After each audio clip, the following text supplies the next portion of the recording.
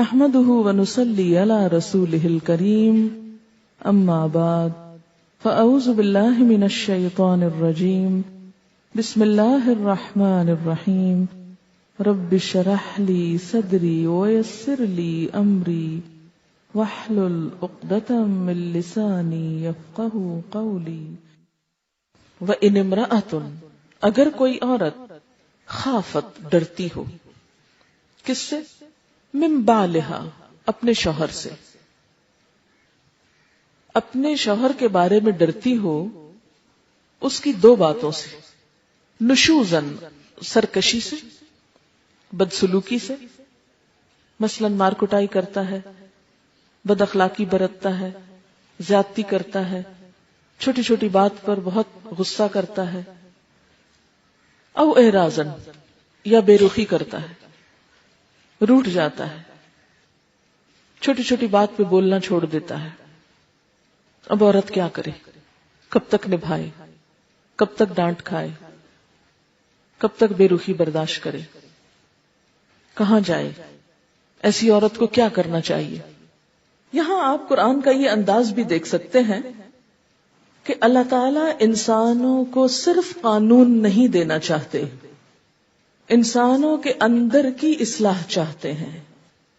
صرف معاشرے کے ایک حصے کو ہی نہیں نوازنا چاہتے، سب کا بھلا چاہتے ہیں، سب کا فائدہ، اور معاشرے کے کمزور طبقات کے حقوق دیے بغیر عورتوں کو بھی ان کا حق صحیح طور پر نہیں دیا جا سکتا، کیونکہ معاشرے کے مختلف افراد ایک دوسرے سے جڑے ہوئے ہوتے ہیں، ایک دوسرے سے ملے ہوئے ہوتے ہیں۔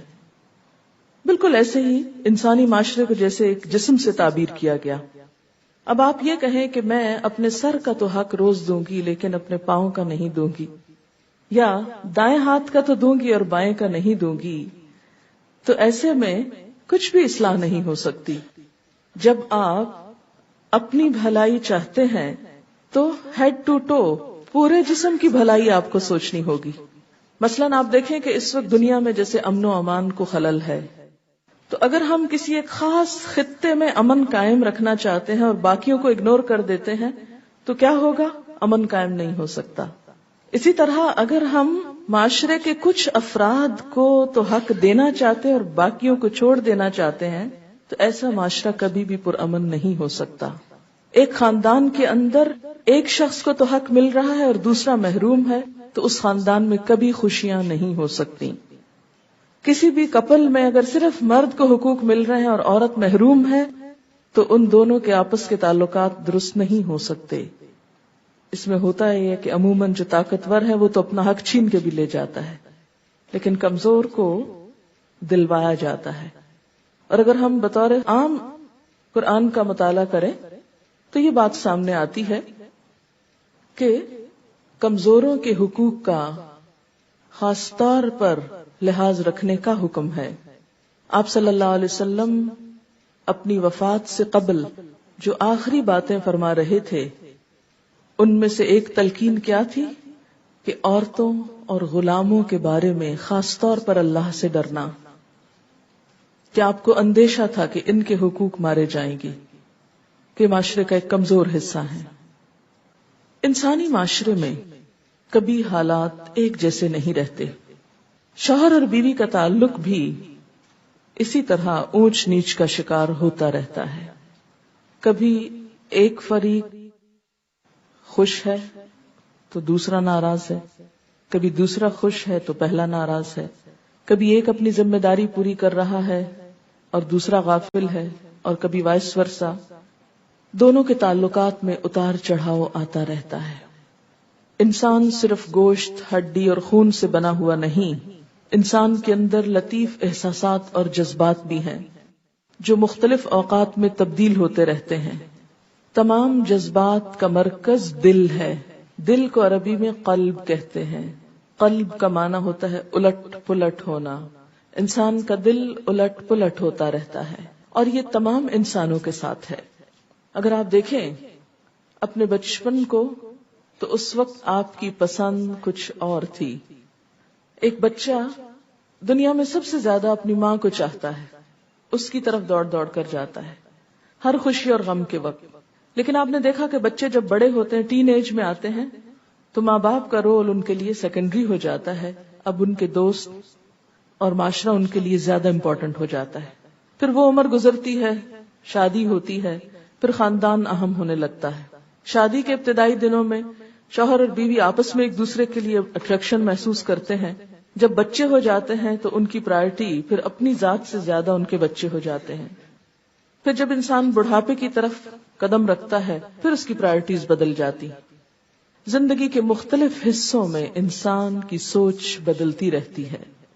یہ ایک بالکل نیچرل سی چیز ہے، اور بدلتے حالات، بدلتے اوقات، بدلتی سوچوں کو اکوموڈیٹ کرنا ضروری ہوتا ہے.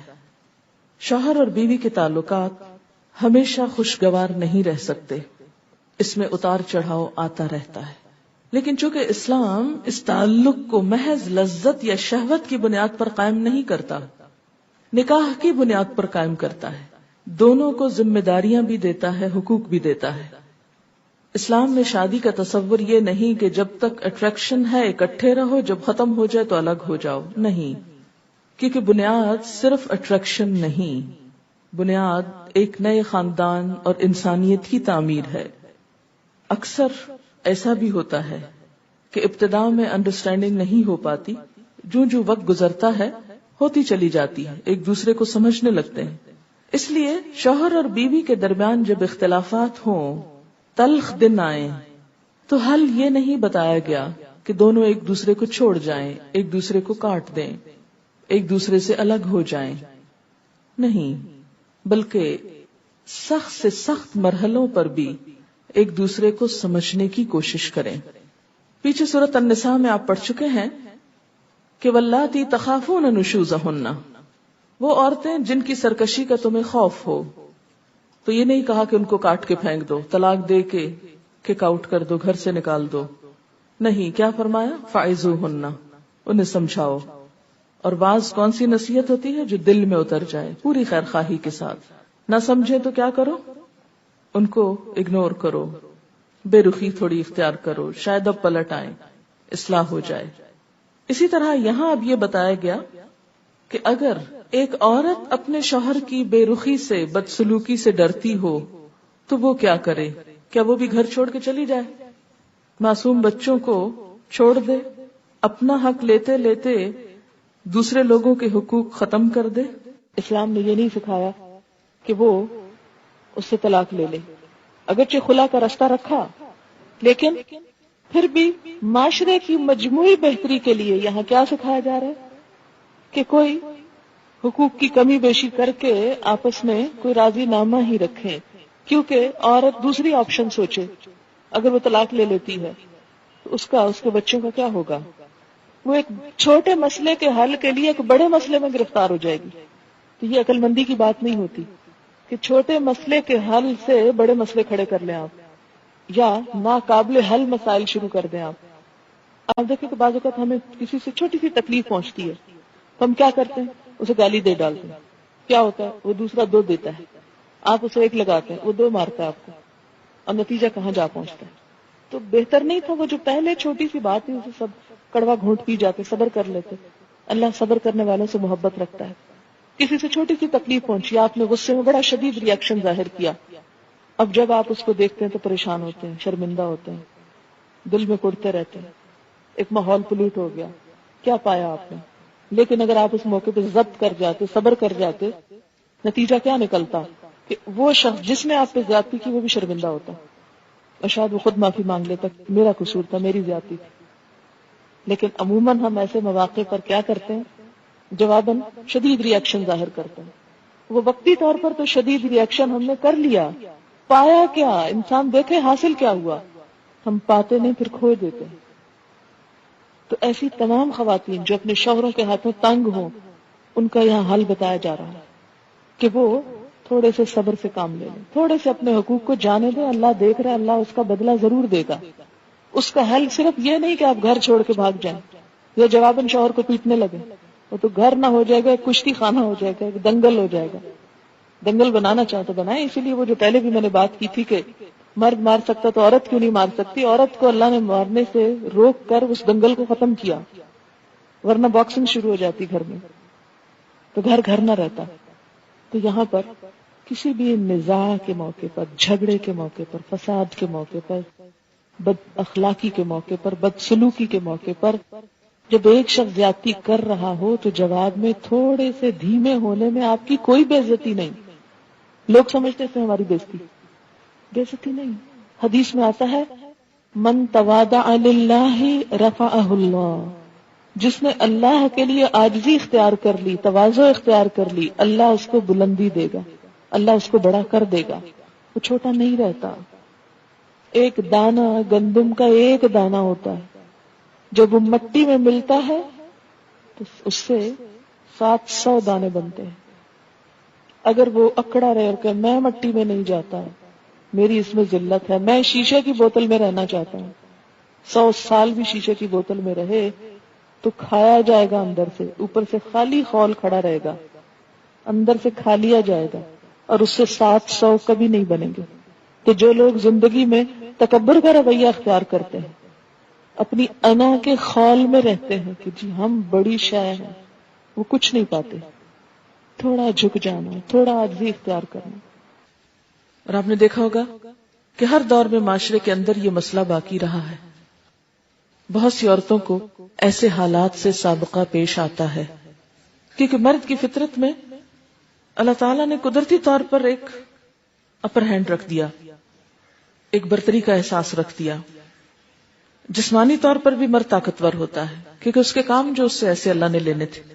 اس کے برعکس عورت چونکہ ماں ہے، اس کے اندر لطیف جذبات ہیں، احساسات ہیں، شفقت ہے، محبت ہے، ممتا ہے، نازک احساسات ہے، کیونکہ ماں بننے کے لیے یہ سب کچھ بہت ضروری تھا، یہ شفقت، یہ کیئر، یہ لو، یہ سب کچھ۔ اب ایک کی فطرت کچھ ہے، ایک کی نرم ہے، دوسرے کی سخت ہے، اور دونوں کا جوڑ ہے۔ اب ہو تو کیا ہو، کیا کیا جائے؟